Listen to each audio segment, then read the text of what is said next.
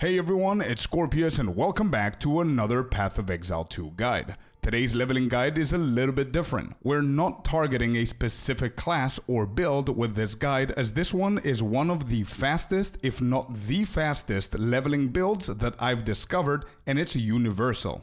Which means you can literally use it with every single class in the game. If you want to try new classes out but you don't want to look for leveling guides or going through the campaign acts normally, then you can set yourself up with this build and cruise through the campaign in no time. This build is viable to get you from the very beginning to the end of the campaign, but you can also just use it to finish the normal acts quickly before ascending and converting your build to whatever it is that you're going to be maining. So for this leveling guide to actually work and for me to explain it correctly, there are three things that are very important: the abilities, the gear, and the passive tree.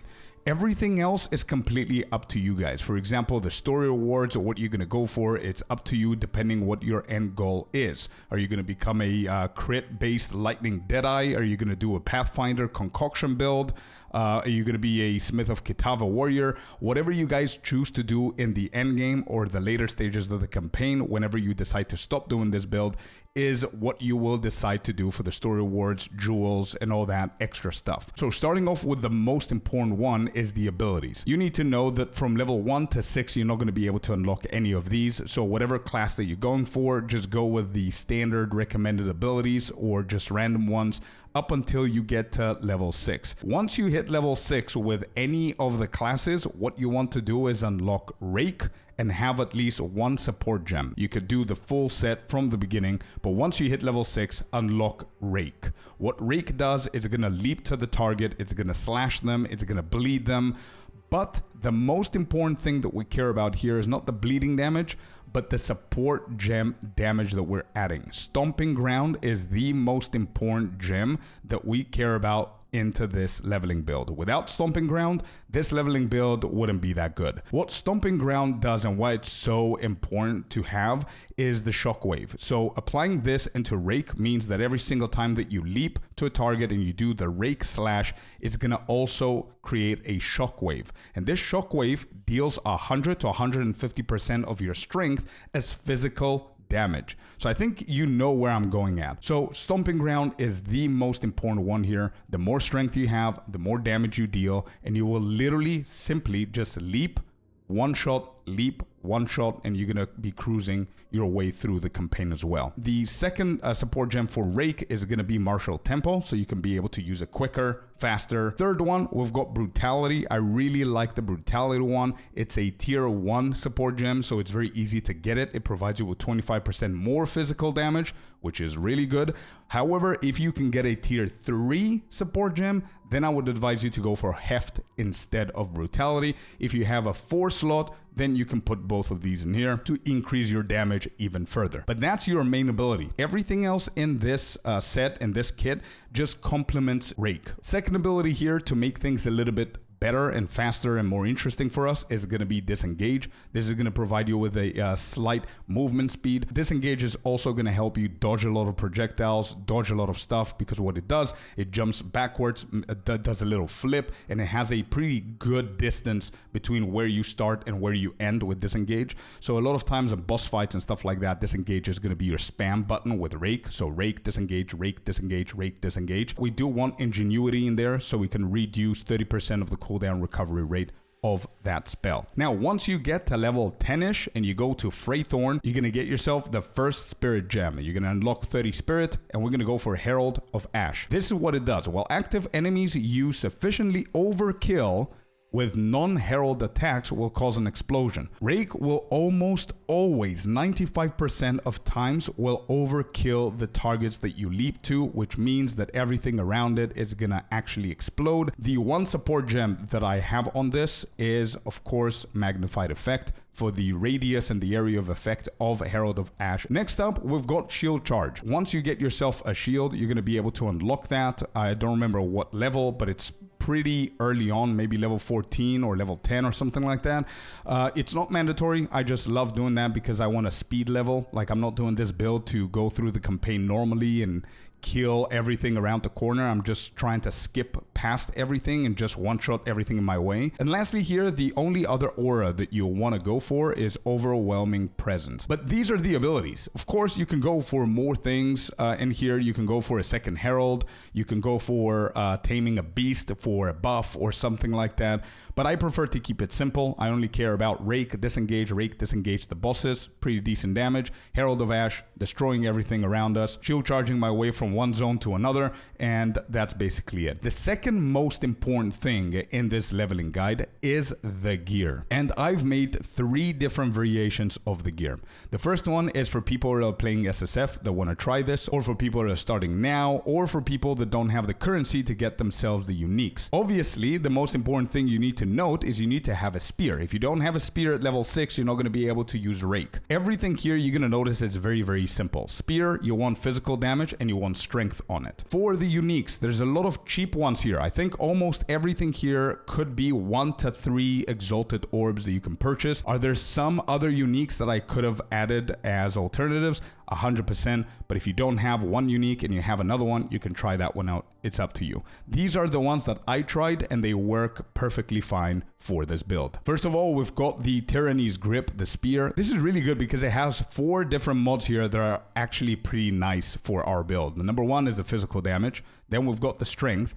Then it deals extra damage as splash damage on top of our stomping ground. And then we've got knocks back enemies on hit. So you could just dash, they're going to be knocked out if they're not dead. And you can keep on going and speed running your way out of it. Then for the helmet, I went with Grey Make because it just provides us a lot of attributes. The attributes that you see here, 50, 50, 50 is not the one that I have. Max roll is just putting the max of everything whenever I'm adding an item. I don't remember what I got. I had like 25 strength, 20 dexterity, 30 intelligence, something like that. The cheapest, just get the cheapest is going to be such a big boost into that. And later on, we're going to change this because the -1 all attributes, if you get to level 40 or 50, it's going to be -40 and 50 to all attributes. So we're going to change that later on. But Grey Make in the beginning is really good. Level 5, you can equip this bad boy and just one-shot absolutely everything through the first acts.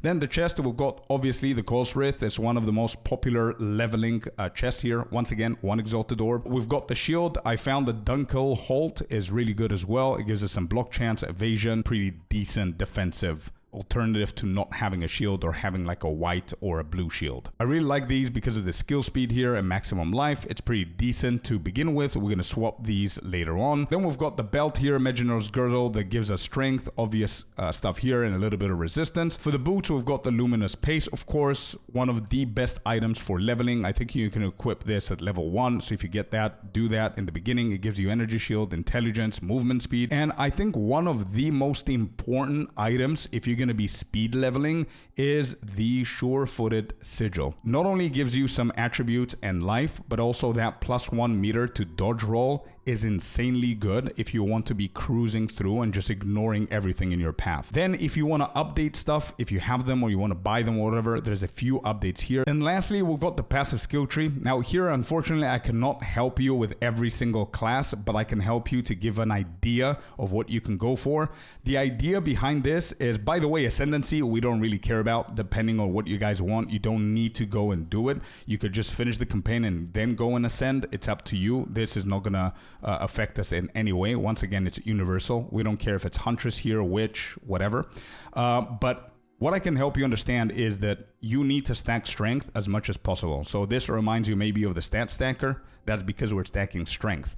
So these are 65 points. That's how I went. But the whole point with Huntress, for example, if you go on Huntress, I went for the melee damage first because that helps and it gives strength. Then we went all the way here. We got some defensive. You can skip this if you don't want the defensive. There's some more melee damage here. You can skip this too. You could just go all the way down here, get some attributes, more attributes. All of these attribute nodes are going to be strength. 2, beef, which gives you even more strength. And in between, you can get these for movement speed, skill speed, defensive, and even more damage. Now, what I can do to help you guys is I prepared a universal tree for every single class of what I would have done if I did that class with that same build. I'm gonna make all of these builds public, but again, I'm not gonna be able to update them, just for you to get the idea. As you can see with the witch, I'm getting as many attribute node strength as I possibly can. This one gives us strength with fire penetration. This one gives us strength and physical damage, which is decent for the damage. This one gives us strength. This one gives us strength. And of course, this one gives us strength. That's 45 points, not 65 like before, but you can get the point and go further and get some attribute nodes here and chase all of the strength. Don't forget that you can do this, strength. You can write strength here, and it's gonna show you where all the nodes are. So maybe with the witch, you don't wanna go north.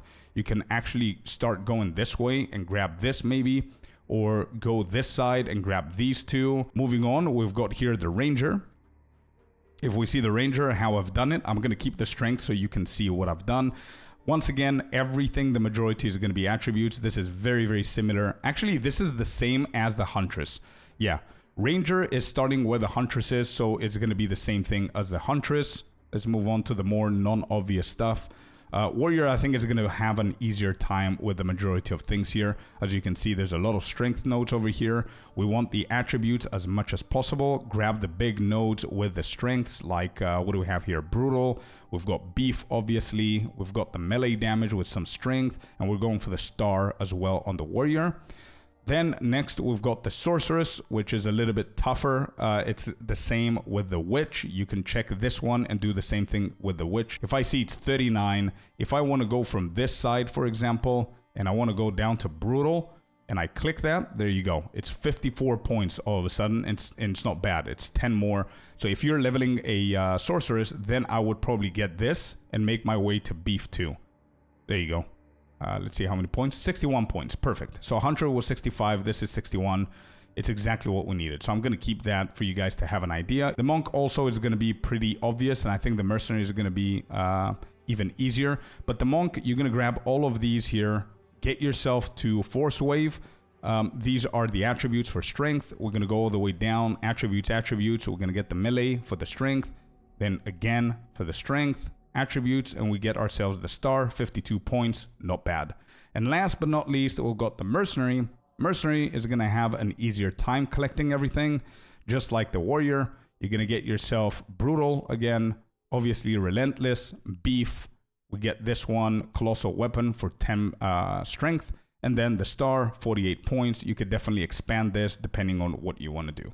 But that's basically the idea of the passive skill tree for every single class. This is going to be called, whatever this is, Scorpius Fastest Universal Leveling Build All Classes. This is going to be the main one. And then I'm going to link here. There's a couple of things that you can read through, and I'm going to put all of the class links so you can go and check out whatever you guys want to do. If you guys have any questions, make sure that you leave your questions in the comments down below. And also let me know what you think about this build. Did you try it with rare? Did you try it as hardcore SSF? Did you try it with uniques? What is your opinion on this build? And if it helped you out, do make sure that you like this video and subscribe to the channel so you don't miss out the future content that's coming. And if you want to watch me play Path of Exiles 2 as well, make sure that you join us up on twitch.tv/Scorpius_ENT. As always, thank you very much for watching, and I'm going to see you guys on the next one.